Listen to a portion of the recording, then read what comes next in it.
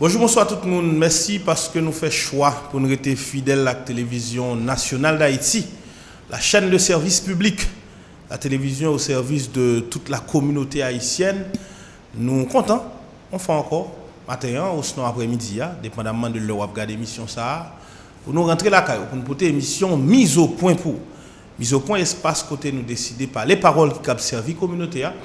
Maintenant, nous allons regarder conjoncture sociale, politique et économique pays, mais c'est surtout conséquences conjoncture ça sur réalité on sait de secteur dans la vie nationale là. Maintenant, nous allons parler de l'enseignement supérieur, l'université haïtienne. Qui est-ce qui t'a bien placé comme professeur d'université, professeur à l'université d'État d'Haïti, recteur de l'université innovatrice d'Haïti, qui ensemble avec nous matin pour nous faire petit bouche, professeur Saint-Tony Fanfan. C'est invité le matin pour nous regarder avec les conséquences conjoncturelles sous réalité universitaire et qui Jean université a lui-même qui a participé dans proposer des pistes de solutions à la crise haïtienne. Tout ça pour le menu émission qui était commencé par saluer le professeur Saint-Tony Fanfan et dire merci d'être que tu réponds à l'invitation télévision nationale d'Haïti pour participer à l'émission mise au point. Bonjour professeur Fanfan. Bonjour Kenley Vilsain, moi saluer tout le monde qui branche l'émission dans le moment ça. C'est un plaisir comme à l'accoutumée pour me capable participer à l'émission mise au point et ça fait un plaisir parce que nous allons aborder un sujet très important. Lorsque nous parlons de l'université, tout le monde connaît que c'est un pilier important dans la vie en société qui est là pour former le monde, mais aussi qui est là pour donner réponse à un ensemble de problèmes que la société a fait face. C'est un plaisir pour moi. Et moi là, je pense que le moment que nous allons passer là, après un moment qui est très fructueux, mais très intéressant pour le monde qui a gardé dans ce moment ça. Merci encore parce que vous avez accepté de répondre à l'invitation de matin. Vous nous faites une bouche sur l'université et sur l'impact conjoncturel sur lui. Avant même que nous gardions l'université, je demande comme intellectuel, comme scientifique, professeur d'université, regard professeur Saint-Tony Fanfan sur la crise haïtienne, la crise multidimensionnelle haïtienne. Qui ça lié, professeur Saint-Tony Fanfan? Bon, la crise haïtienne, comme on peut préciser, c'est une crise multidimensionnelle, une crise endémique, c'est-à-dire qui gagne de répercussions sur tout compartiment société. Nous sommes d'accord que dès la jeunesse de la société haïtienne, donc c'est une société qui est en crise dès sa jeunesse, dès sa naissance, et on va le comprendre ça même après l'indépendance, après l'assassinat de Dessalines, donc depuis 1806 à nos jours, donc nous avons un problème de repère. Nous avons un problème parce que jusqu'à présent, nous ne pouvons jamais décider qui ça n'a fait réellement avec ce territoire que nous avons. Parce que je dis que le territoire haïtien n'est jamais projeté et nous ne pouvons jamais décider qui ça n'a fait avec ces 27 750 km² que nous avons. Donc, qui ça a expliqué? Donc, depuis une formation sociale haïtienne, un problème. Un problème dans le rapport avec le monde, un problème dans les gens que nous définissons rapport nous avec l'autre, mais un problème dans les gens nous définissons rapport nous avec le milieu. Et si on a pas comme je dis, donc on ne peut pas construire une société, on ne peut pas construire un pays sans que on pas définir quel type de rapport que nous avons développé avec l'autre. Est-ce que l'haïtien est valorisé dans son propre pays? Est-ce que nous remettons tête nous? Est-ce que nous remettons l'autre? Est-ce que vraiment donc nous décidons pour nous construire une société qui chita sur vivre ensemble, qui chita sur cohésion sociale, qui chita sur un ensemble de complicités qui permettent que nous construisons le bonheur collectif là? Donc pour moi-même, ça c'est un problème et c'est ça qui va expliquer tout un ensemble d'exclusion, stigmatisation, discrimination, dont catégorie dans la société, particulièrement les gens du milieu rural. Parce que donc le rural haïtien est toujours marginalisé, exclu dans toute politique qu'a définie dans le pays et qui fait que jusqu'à présent, donc les ruraux vivent toujours dans la privation d'un ensemble de services sociaux de base qui fait que donc jusqu'à présent donc ils se sentent justement rejetés. Mais deuxième problème qui gagne, c'est par rapport à ce territoire. Donc il y a un territoire qu'on peut arriver justement contrôler, maîtriser et qu'on peut arriver justement décider quel type de transformation qu'on a fait de lui, quel type, je dirais, d'occupation qu'on a fait de lui, fait que jusqu'à présent c'est comme si nous sommes des êtres en transit. Nous c'est des mondes, je dirais, qui peuvent arriver trop attachés à ce territoire-là. C'est comme si nous sommes des déracinés, des personnes qui sont en transit dans notre propre territoire. Donc, pour moi-même, crise ça que nous vivons là, est capable d'expliquer de deux façons. Première façon, c'est comment nous considérer l'haïtien en tant que tel, rapport nous avec l'autre, et deuxièmement, comment nous voyons tête nous par rapport à territoire. Constat c'est il est très alarmant pour cela. Considérer 220 années après l'indépendance, nous toujours beaucoup gain repère, nous toujours beaucoup qu'on côté veut aller à la société ça ne veut faire 27 750 km², son constat alarmant et ou même comme scientifique jodi l'on fait constat ça en dehors de deux points où sont évoqués les propositions par exemple pour essayer de regarder comment pour aborder question ça est bon il est clair en termes de proposition c'est que ça lié donc c'est revalorisation de l'être haïtien considérer que chaque haïtien est une valeur est un bras utile pour le pays parce que laissez-moi vous dire première ressource en matière de développement d'un pays c'est monde lié que l'on veut ou non quel que soit le pays où écrivez émerger développer premier bagage première ressource que vous mettez je dirais point solide c'est monde d'abord et voilà que bon par exemple première puissance démographique du monde c'est la Chine mais la Chine dans les années 60 on haïtien était vivre 5 fois plus bien qu'un chinois parce que donc le PIB haïtien était 5 fois plus grand que le PIB chinois c'est-à-dire produit intérieur brut par habitant mais la Chine a compris ça ils comprennent que en quelque sorte son puissance démographique c'est les gens plus de monde qui vivent la qualité sur la terre et puis il dit que on va valoriser l'être que j'ai mais qui ça a fait il investit massivement dans le monde investir dans l'humain pour aller de retomber sur le développement de tout l'autre secteur quel que soit le secteur qu'on prend qu'il soit santé éducation économique agriculture et autres c'est le monde qui transformé c'est le monde pour qui justement bail je dirais transformation, changement que nous avons besoin. Pour moi-même, donc, nous pas qu'à sortir de, je dirais, cette vérité, que cette évidence que si nous voulons l'autre pays, il faut que nous d'accord que chaque Haïtien doit être un bras utile pour Haïti et il faut que nous revaloriser l'Haïtien.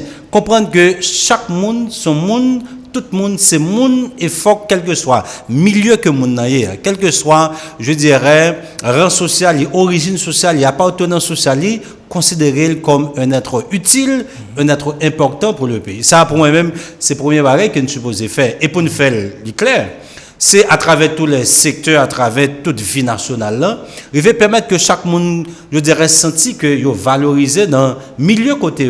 C'est pas parce que nous cité, c'est parce que nous quartier populaire qui fait que, donc, ou même, disons, avec dédain ou même de manière discriminatoire. Non, moun qui dans milieu côté lié, donc il y a des attitudes de comportement que gagne, généralement il n'est pas responsable de cela. Donc ça dit un moun qui fait nos milieux, donc il n'est pas responsable de son évolution, de son fonctionnement dans ce milieu-là. Donc il est là, certes, peut-être que le milieu a toujours influencé, mais il est important pour l'État particulièrement comprendre que donc l'encadrement de tout individu, la prise en charge de tout individu, c'est la responsabilité première de l'État pour nous capables justement assurer ça, la paix sociale, la stabilité sociale, la cohésion sociale, ok, assurer ça n'est capable le bonheur collectif. Pour moi-même, c'est la première solution, mais deuxième solution, ne pas passer autre de cela. Bon, bon exemple. On a posé cette question, comment un pays tant que la Russie qui gagne plus de 9 millions de kilomètres carrés, il veut contrôler. Il veut contrôler du point de vue aérien, maritime, terrestre, etc. Mais nous autres, avec 27 750 km², nous n'avons pas de contrôle territoire là, ni en l'air, ni sous la mer, ni à terre. Mais quelque part, donc nous sommes très vulnérables et cette vulnérabilité fait que, donc cette vulnérabilité du territoire en termes de contrôle, les rend aussi nous vulnérables comme monde qui a évolué parce que c'est la responsabilité de tout pays d'assurer le contrôle de son territoire. Est-ce que vraiment, donc, territoire, ça que nous avons évolué là-dedans, nous contrôler, je n'y crois pas. Mais est-ce que vraiment nous inscrivons nos logiques pour nous transformer le milieu? Dame toujours dit, le développement ne s'importe pas. Le développement ne s'exporte pas. Le développement prend racine nos milieux donnés, nos espaces donnés avec de monde qui agit, qui interagit pour justement construire ça a besoin. Même toujours dit, moi pas jamais faire folie pour m'aller quel côté parce que je toujours dis que ce que les États-Unis s'allient aujourd'hui, ce que la France s'allie aujourd'hui, ce que la République dominicaine s'allie aujourd'hui, je veux dire Haïti capable ça tout. Moyennant que nous voulons et que nous décidons justement dans la complicité, arriver, je dirais, sortir de tout ensemble de barrières que nous baillons tête nous. Parce qu'un peu le fois blocage là, c'est dans nous liés. C'est dans nous liés par rapport à jeune pensée, c'est dans nous par rapport à jeune concevoir les choses, c'est dans nous par rapport à vision que nous gagnons de tête nous, mais de pays nous. Donc je pense que c'est ça, son redéfinition totale de l'être haïtien, mais redéfinition de rapport nous, bien sûr, avec milieu côté que nous avons évolué.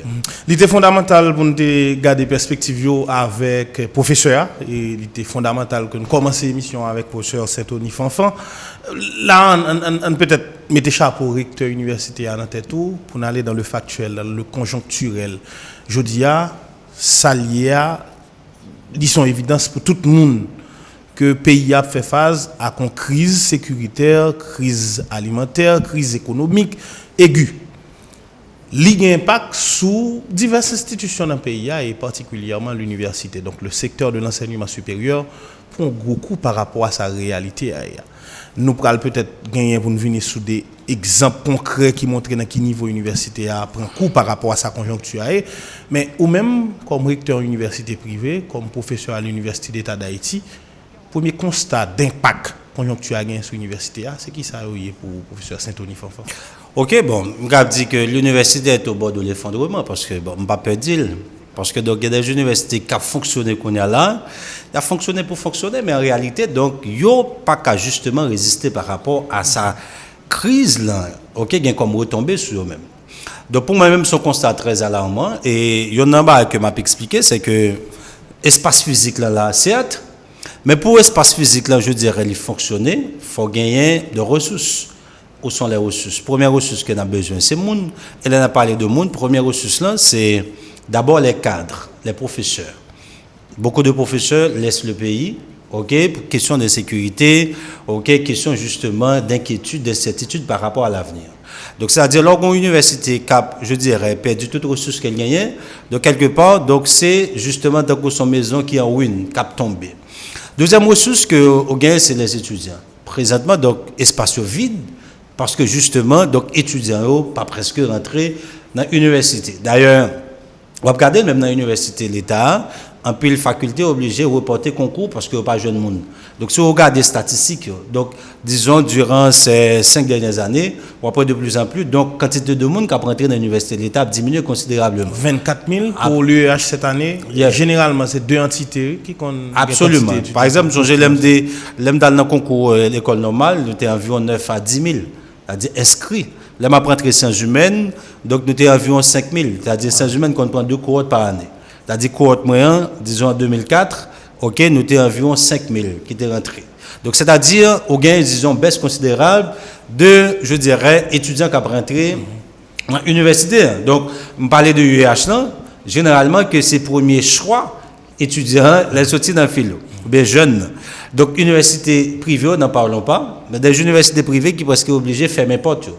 Il y a un cap résister là, cap justement essayer pour voir est-ce que est capable de en pensant que ça va améliorer. Donc, troisième considération, peut-être troisième, disons, catégorie de ressources, c'est personnel administratif. Un peu le monde qui était payé, ou après l'université va fonctionner avec un personnel très réduit, donc il vient faire que l'efficacité dans les services là, il vient totalement baisser. Donc, quelque part, ça pourrait gagner de retomber dans le cadre classement université. OK? Université haïtienne par rapport aux autres universités au niveau de la Caraïbe, au niveau de l'Amérique latine, disons à travers le monde. Parce que les universités sont généralement en compétition. En compétition par rapport à quantité de monde qui a mis sur le marché, quantité de monde qui a diplômé, mais il y a compétition aussi avec quantité de recherche, OK, publication qu'a fait chaque année. Donc, l'université qui dans l'état ça, pour les qui gagne, c'est que les bons problèmes en termes de production de savoir. Les bons problèmes aussi en termes de transmission de savoir. Les bons problèmes en termes de formation des cadres pour la société. Les bons problèmes aussi en termes de, je dirais, compétition, parce que donc l'université ne vient pas compétitive, parce que justement, donc, la fait face à une situation, je dirais, extrêmement difficile. Donc, c'est justement pour vous dire que moi-même, disons, au niveau de l'Université de Matrice Haïti, nous avons pour garder justement porte nous ouvrir certes, pour continuer justement à fournir des services, mais nous sommes d'avis, nous sommes d'accord que, donc, situation vraiment frappez nous de plein frais. Et ça, est-ce que il dépend de nous? Non. Parce que cette crise, qui sont facteurs externes par rapport au fonctionnement universitaire, fait que donc l'université est obligée justement à subir conséquences. Pour qui ça? Parce que socialement, donc, on a une société qui n'est pas stable. Donc, on peut généraliser monde avec monde. Donc, il vient faire que monde sorti pour le former, n'est pas facile. Et on ne peut pas justement parler de la formation de monde qui est dans une situation d'inquiétude, d'incertitude. Incertitude par rapport à l'avenir, parce que comme je dis, étudier son investissement dont la rentabilité est à moyen et long terme. Donc là, je vais investir dans la tête, moi. Je fais une étude de 4 ans, de 5 ans, bien de 7 ans. Et que moi, dis tête moi, après, je fais une étude de 4 ans, de 5 ans, de 7 ans, qui ça capte moi après. Donc, si maintenant, pas de stabilité sociale, pas de ça n'est capable de brûler, je dirais, une véritable harmonisation qui fait que les sortis pas inquiets, les disons mal étudiés ou bien mal dans la faculté pas inquiets. Donc, ça fait que, donc, présentement, on est dans une situation extrêmement, je dirais, alarmante et fragile. Fragile par rapport à fonctionnement, je dirais, universitaire. Donc, ça vient faire aussi que, ou gagner, par exemple, si je prends le cas de professeur, par exemple. Présentement, donc, le professeur a fait cours, c'est comme si c'est quelqu'un qui se voit comme un martyr, un sacrifié. On sacrifie parce que, lui, en quelque sorte, pour aller faire cours dans la faculté, mais il ne connaît pas peut-être comment la rue à pied, est-ce que la rentrée, etc. Dans certaines facultés, on doit faire cours là, au bon bal marron, on doit justement faire cours là, et puis, on a besoin de rentrer là, ou pas qu'à rentrer. Et ça a posé problème aussi, même en matière de concentration pour préparer le cours, pour faire recherche, etc. Donc, quelque part, il y a, je dirais, de répercussions. La crise a des répercussions sur l'université dans sa globalité, dans sa totalité. Et pour me répéter, Yves Dorestal, M. Djou, présentement en Haïti, c'est seulement la crise qui n'est pas en crise. Tout est en crise. C'est-à-dire la crise haïtienne est systémique, ok, elle est endémique, mais nous arrivons dans un point côté que nous disons, nous, si maintenant nous pas décidé de faire absolument rien, donc, pour moi-même, c'est comme si on était en voie de disparition. Moi, je dis un bagage, avant même qu'on prenne. Allez-y, professeur. Moi, fait 2 propositions de sortie de crise. Pour qui ça? Une première proposition de sortie de crise que je fait, moi, j'ai écrit un article qui était publié dans le journal Le Noveliste, Le National, etc. Il était titré « Le choix de l'université comme intermédiaire, ok, pour une sortie de crise de manière honorable ».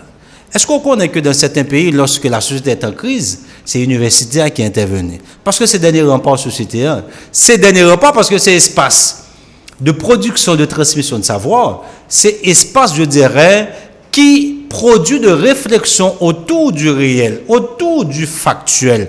C'est lui-même qui doit porter réponse lorsque politique n'est pas capable.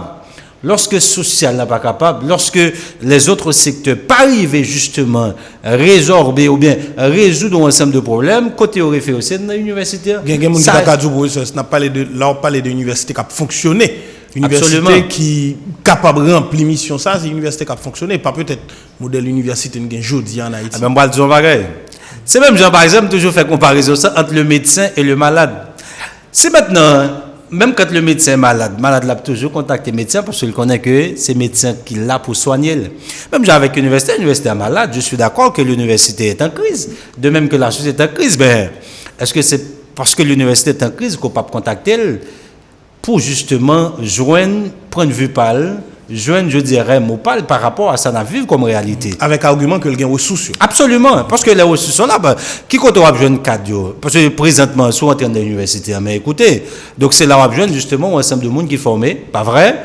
Avec justement dans des champs différents, dans des champs divers, qui est capable, je dirais, de produire une réflexion à partir d'une approche peut-être pluridisciplinaire ou multidisciplinaire qui dit que au regard justement de certains paradigmes, au regard de certains savoirs, ça n'a vu comme réalité, mais qui ça n'a capoté comme réponse par rapport à lui-même. C'est pas une fatalité, moi-même toujours dis ça. La situation d'Haïti n'est pas une fatalité. Nous n'avons pas besoin d'aller dans une approche théologique, métaphysique pour trouver des réponses par rapport à un problème. Le problème, c'est un problème justement humain. Un problème humain, disons, il faut questionner mode d'action nous, mode de gouvernance nous, mode de pensée nous pour nous joindre, je dirais, la porte de sortie parce que l'hypo fatalité est une cas sortie là-dedans. L'université, espace de production de savoir, espace de réflexion, je dis par rapport à sa situation en Haïti, il y a des gens qui ont dit, professeur, primum vivere, des philosopharies. Manger, vivre, gérer, besoin de base avant même que nous venons nécessité pour nous réfléchir, penser. Est-ce que ça n'a pas une raison qui justifie que je dis ou j'ai l'impression pas vraiment une présence jeune dans l'université parce que il a géré le primum vivere, rester en vie c'est la principale priorité avant même que jeunes pensent à former tête. C'est pas une raison que tu as justifié effritement ça dans l'université. Absolument, absolument, parce que l'instinct de survie, c'est ce qui caractérise la vie de tout le monde. D'ailleurs, je dis ça, depuis l'arrivée de l'homme sur Terre, il est toujours question pour l'homme, je dirais, d'assurer sa survie. Et quand la survie de l'homme est menacée, il est tout à fait normal qu'après, il y a une tendance pour le fuir. Ce qui est normal, oui, c'est l'homme. Depuis où il est au milieu, l'homme n'a senti pas, je dirais, il pas inquiétude ça. Il n'a pas senti que lui, justement, en sécurité, ou après, il a tendance à quitter le milieu ça pour aller dans l'autre milieu. Et il est tout à fait évident. Oui, je suis d'accord que quand maintenant la vie et la survie de l'homme est menacée, c'est normal que, donc, ce qui est prioritaire pour lui-même, c'est sa vie, parce que dès pour mourir, donc, disons, pas rien qui, en quelque sorte, est important pour vous encore, parce que vous n'existez plus. Donc, c'est ça fait que, dans l'existence monde, donc, tout ça a fait, c'est assurer la protection de l'homme, assurer la survie de l'homme, et depuis l'homme a senti que sa survie et sa vie est assurée, donc la baille, je dirais, la travail pour améliorer, la travail pour perfectionner, la travail pour innover, parce que justement, il y a une certaine garantie pour, en quelque sorte, sa survie. Donc, pour moi-même, c'est tout à fait évident que lorsque, par exemple, un jeune connaît que s'il sortit la rue là, donc il a kidnappé, il a en quelque sorte, il a pris un balle marron. S'il sortit la rue là, il a dans la faculté, mais par contre, s'il a rentré la caille, si en quelque sorte, il pas dans la faculté, mais ventre li creux, ok, donc il pas connaît, qui ça l'a besoin pour le manger, etc. Donc il y a une situation, je dirais, d'inquiétude absolue. De ça fait que, moi-même toujours dis ça, un étudiant, je dis là, en Haïti, pour moi, son héros. Son héros, son martyr, son monde qui croit que, par croyance, espérance que rien, donc il dit, je dirais, fonctionner avec une pensée selon laquelle, quand le temps se fait dur, les durs rentrent en action. Je suis d'accord que Haïti n'est pas le seul pays qui vive.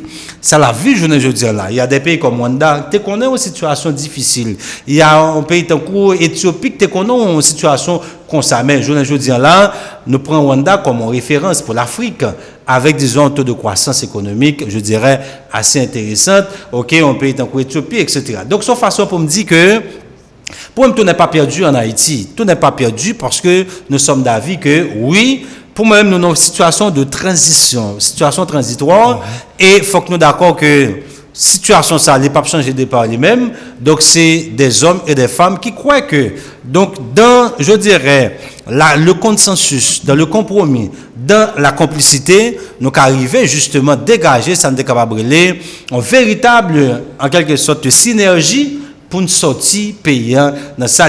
Mais, moi, par une approche, je dirais, isolée. Parce qu'un peu de fois, on a parlé de société, généralement, nous avons toujours une tendance à résumer tout à l'État, à résumer tout à un gouvernement, à résumer tout justement à en quelque sorte des décideurs. Mais nous autres aussi, au niveau de la société civile, nous autres aussi, au niveau justement des autres secteurs, nous devons nous engager, nous devons nous impliquer pour faire des plaidoyers, pour en quelque sorte rencontrer ceux qui ont des responsabilités pour leur dire, mais écoutez, donc si maintenant, nous ne voulons pas vivre comme des frères, comme a dit Martin Luther King, nous allons mourir comme des imbéciles.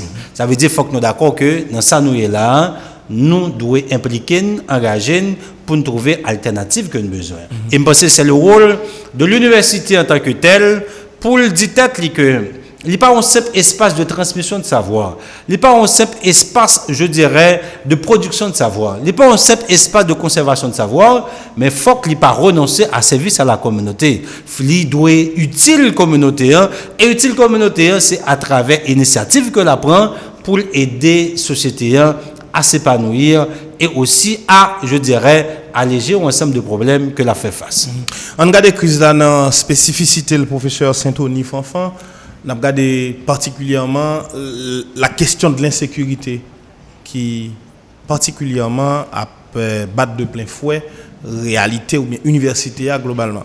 Vous avez dit tout à l'heure, il y a pile université espace physique là, mais parallèlement tout, il y a pile université côté même accès au bagage à espace physique là. Absolument. Dernier chiffre dans une interview que Télévision Nationale d'Haïti a gagné avec vice-recteur aux affaires académiques UH là, professeur Jean Poincy, il t'a expliqué que environ 80% dans l'entité, dans la région métropolitaine Port-au-Prince, UEH gagné, qui trouve dans la rue aujourd'hui. À titre d'exemple, la faculté de droit et des sciences économiques aujourd'hui, c'est l'office de la protection du citoyen qui héberge pour permettre de continuer à fonctionner. L'avenue Christophe, il y a un pile monde qu'on la rue universitaire ici en Haïti par rapport au fait que quand pile faculté, quand pile espace d'enseignement supérieur qui trouvait au avenue Christophe là. D'ailleurs, moi c'est la université innovatrice d'Haïti. Donc dans zone ça, gagné INAGE, gagné faculté des sciences humaines, gagné IERA, quand pile l'autre espace d'enseignement supérieur dans ligne. Jodia, insécurité a vient paraître principale raison qui fait l'université pas qu'à fonctionner. La réalité au niveau de l'avenue Christophe ou même qui ont université ou à diriger qui loge dans espace ça, qui ça lié professeur? Bon, en fait, je capable dire quel que soit côté dans les métropolitaines, donc la difficile pour pas toucher par rapport à la situation d'insécurité. Donc présentement, il y a de la vie au niveau de l'avenue Christophe. Bon, en fait, pour moi, c'est un privilège. Donc, ces humains a fonctionné, il a fonctionné, il a fonctionné. Donc, moi, j'ai un coup, je dirais commencer, faire cours pour session ça au niveau de la faculté des sciences humaines. Donc, l'université innovatrice d'Haïti a fonctionné. Donc, oui, nous sommes jusqu'à présent dans une situation d'inquiétude. Mais la réalité, c'est que nous, je dirais, fonctionner.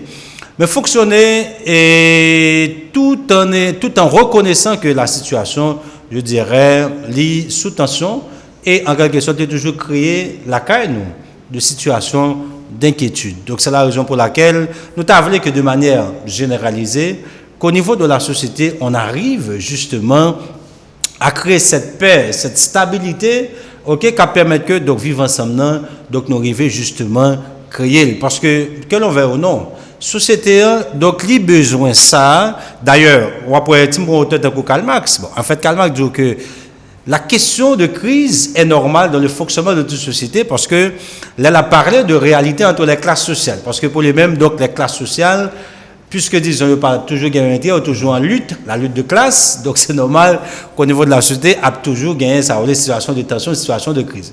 Mais Raymond Boudon pourra dire que quand maintenant, je dirais, la tension dépasse un certain seuil, il pourrait poser problème pour la société, pour bien fonctionner. Et c'est ça dans le pays, je dis là. Oui, il est vrai que dans la société haïtienne, dès sa jeunesse, il y a eu toujours des situations de tension, de conflits, etc. Mais quand maintenant ça dépasse un certain seuil, donc ça pose, en quelque sorte, ça même remettait en question vie collective. C'est comme si on est dans une sorte de suicide collectif. Suicide collectif, côté que on s'entretue, on s'entre-déchire, donc nous pas arriver justement créer ça n'est capable de véritable harmonisation que nous besoin pour nous capable, je dirais, construire bien-être collectif là.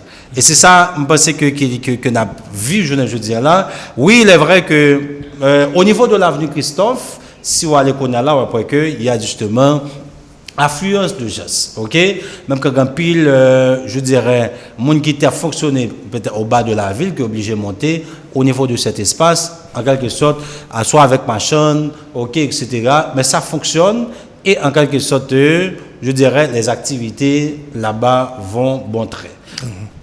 Professeur des sciences humaines et sociales, moi je comprends en réalité dans le phénomène de sécurité des institutions, donc l'université, l'église, l'hôpital, bandits sans scrupule attaquer l'espace. Nous avons un exemple, ils entrent là-dedans, ils vandalisé, ils crasé matériel.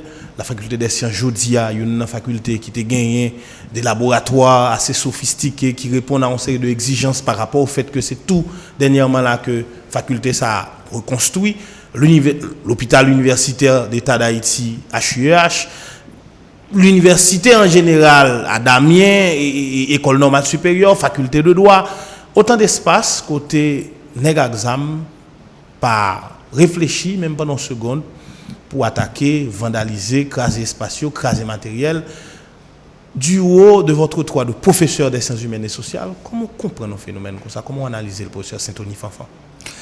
Bon, le phénomène n'est pas venu au hasard. Le phénomène est construit, au prend naissance en réalité, dans, je dirais, fonctionnement, nous, rapport nous avec l'autre. Je vais vous donner un exemple. Moi, j'ai écrit un article fait comme si. faites comme si c'est le martissant, tes premiers pour martissant.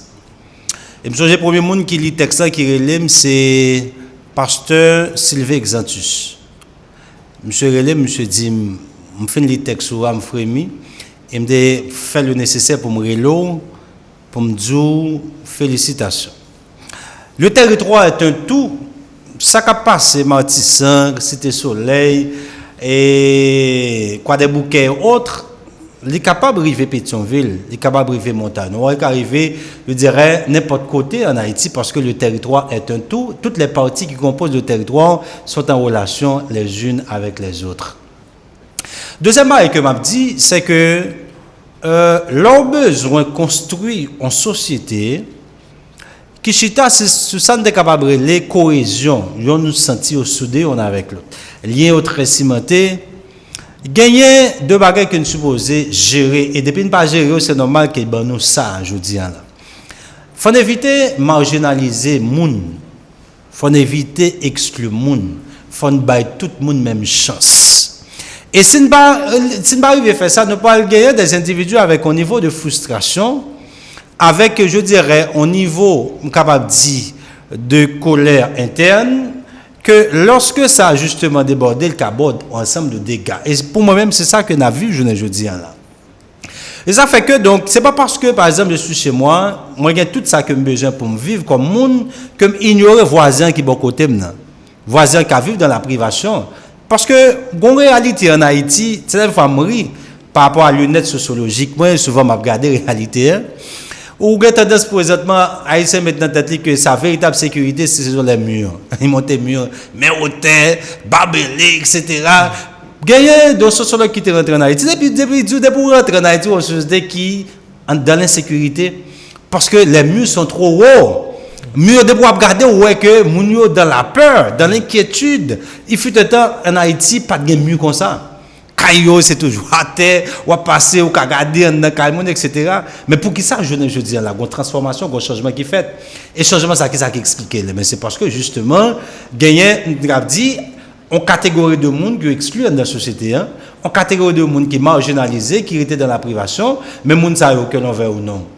À un moment donné, donc gain de comportement ou pas gain, ça a le comportement déviant, comportement, je dirais, asocial ou antisocial, qui peut le faire que, donc, je dirais, nous avons reproché, je dirais, d'un ensemble d'actions qui, effectivement, fait société en mal, qui fait moi-même avoir mal, certes, mais nous sommes d'avis. Donc, comme monde qui dans sciences humaines et sociales, donc, réalité, yo justement évolué, et dans l'évolution, donc, yo bail un ensemble de répercussions, yo bail justement, ensemble peut-être de réalité, côté que nous pas de gens, peut-être penser que ça t'a privé justement là.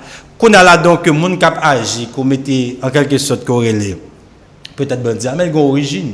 Souvent on approche que les approches interactionnistes. Mais tout comportement que l'individu a gagné, il gagne dans l'interaction avec l'autre. Il gagne dans l'interaction avec le milieu côté lié.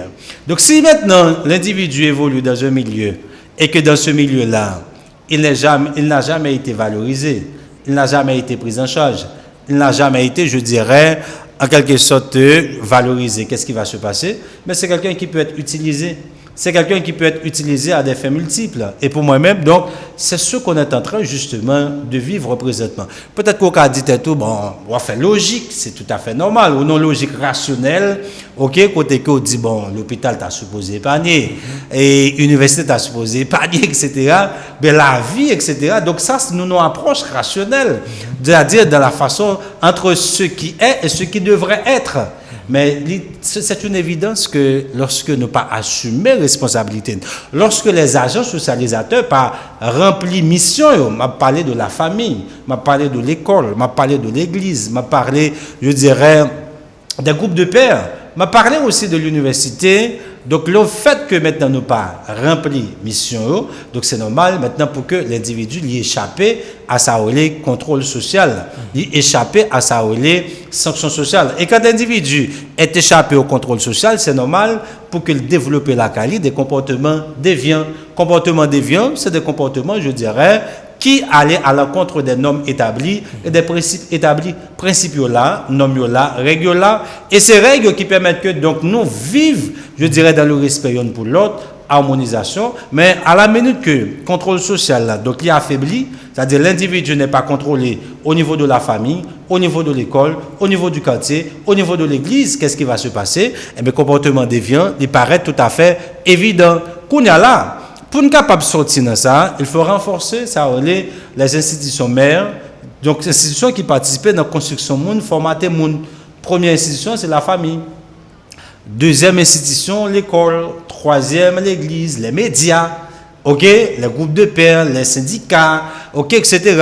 Donc l'État, donc nous supposons justement que toutes les institutions assument leurs responsabilités pour nous capables justement remonter la pente.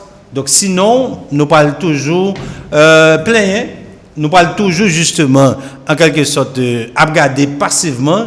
Ok, ou bien avec un jeu pessimiste, fataliste, défaitiste, réalité, et puis nous pas jamais qu'à sortir d'ailleurs toujours dire, celui qui assiste passivement à l'effondrement de son pays n'aura pas à se plaindre. On va reprendre ça me dire. Celui qui assiste passivement à l'effondrement de son pays n'aura pas à se plaindre. Et ça, moi dit dans le 7e livre, moi, que m'écrit les Haïti, des mots et des remèdes. L'université et la résolution de la crise haïtienne. Quelle implication? C'est thème ça qui pral bon nous dernière question pour émission jeudi à professeur. N'a rappelé que c'est Saint-Oni Fanfan, professeur d'université qui ensemble avec nous, c'est recteur université innovatrice d'Haïti tout. N'a regardé avec lui crise là avec université et qui j'ai université a participé dans la résolution crise là. D'ailleurs c'est dernier élément n'a abordé dans entrevue matin professeur Saint-Oni Fanfan. Pendant toute émission, ou effleurer comment l'université a participé dans la résolution de la crise haïtienne. En nous regardant de manière pragmatique et synthétique, jeudi, par rapport à sa réalité, qui ça l'université a fait pour le mettre petit goût de pâle dans aider chercher solution à ça comme crise, professeur Saint-Oni Fanfan. Bon. Et ça m'a dit, bon, essayer justement rentrer dans le nœud du sujet. Et pour le que m'a dit, c'est qu'au niveau de l'université, il y a un petit problème parce que c'est ça qui peut aller l'université un problème pour le porter réponse. C'est ça la gouvernance au niveau de l'université, la gouvernance universitaire en Haïti. Il est vrai qu'en Haïti, il y a une structure, les COPUA, mais COPUA elle seule pas arriver justement dégager un véritable, on a dit ça, une grande quantité d'universités qui fait partie de lui, qui était qu'à justement dégager un consensus pour permettre que l'université en elle-même porter, je dirais, contribution pâle dans la crise. Mais on a pas qui gagne, c'est que c'est interaction qui gagne entre l'université et l'autre secteur. Si je prends par exemple la question politique là. En plus, fois, moun dans l'université, on a politique là tout. Et qui vient faire que l'université vient trouver nos difficultés pour porter une parole totalement neutre et totalement objective. C'est-à-dire pour le regarder une certaine impartialité par rapport à cette crise-là, mais pour ne pas prendre recul, pour le porter justement, on capable de dire parole qui est plus ou moins équilibrée, okay, qui fait sens, qui est rallier ensemble d'antagonistes ou de monde qui est impliqué justement dans la crise. Là. Mais en dépit de tout, nous sommes d'accord que l'université a quelques bagages que le café. Pour les bagages que le café, c'est collectivement ou bien consensuellement, l'université est capable de rentrer dans une logique de proposition. Proposition, on a dit, offrir tête comme, je dirais, intermédiaire et permettre que il y ait des réflexions que le produit sur la crise et que le capable justement faire plaidoyer avec. Donc, deuxième bagage que l'université est capable de faire, c'est à développer un rapprochement. Rapprocher les secteurs qui sont beaucoup plus concernés par rapport à la crise, surtout les questions politiques, les secteurs politiques là. Dans le rapprochement, ça, il était capable justement de venir avec deux propositions qui étaient capables de permettre que acteurs plus ou moins chita sur ça et garder et en quelque sorte garder qui ça nous partageait en termes d'intérêt commun. Parce que donc ce qui importe c'est que dans une situation de crise, meilleure façon pour sortir de la crise là, c'est garder qui ça nous gagner, nous partager en commun, qui ça nous a perdu, qui ça nous a gagné. En fonction de qui ça nous partager en commun, nous avons dit, mais qui ça n'a dégagé comme compromis, comme consensus. Il y a eu une crise comme ça en République dominicaine, à l'époque de Balaguer et Peña Gomez. Maintenant, le gouvernement qui ça a fait, pour permettre que la République dominicaine a de remettre pays d'abord, ok, il dit que bon, pour faciliter la stabilité au niveau de la République dominicaine, mais qui ça n'a fait? Opposition dit que, mais qui ça demandé, pouvoir dire, ok, par exemple, je prends ça, et puis entendre, et puis on dit désormais, il ne pas voulu comparer comme ça, répéter dans l'histoire de la République dominicaine. Donc ça veut dire pour moi-même, l'université est capable justement de développer ce rapprochement, c'est-à-dire essayer de rencontrer, je dirais, et les concernés par rapport à la crise et essayer maintenant de dégager un consensus. Troisième chose, puisque l'université est à travers le pays, il y a des bagages que nous sommes capables justement de faire à travers des colloques, à travers des forums, à travers, je dirais, des activités qui sont capables de permettre que nous gagnions ça opinion publique là autour de ça et qui étaient capables justement à travers le pays peut-être gagner ça de capable de soyons pétition avec des millions de monde qui dit que voilà mais qui ça que nous voulons mais qui alternative que nous proposer pour nous sortir dans ça et pour gagner ça faut une université qui sentit que le concerné par la crise et qui impliquait qui connaît que oui donc si maintenant nous pas impliqués donc même j'ai conseillé de secteur pas fonctionner même j'ai nous autres nous pas fonctionner donc si nous pas faire ça n'a pas effondré et on est obligé justement impliquer engager et je pense que c'est une démarche comme ça que nous supposons impliquer au niveau de l'université qui gagne justement de structures par exemple au niveau du corps professoral des associations étudiants et au niveau de toutes les facultés que on quitte ces universités privées universités justement publiques que gagnons faisceau en synergie qui fait pour permettre que donc nous justement porter contribution par nous dans sortie de crise que n'a cherché pour permettre que donc nous rentrer dans ça un fonctionnement normal de la société cap bon pour l'université mais cap bon pour la société de manière globale.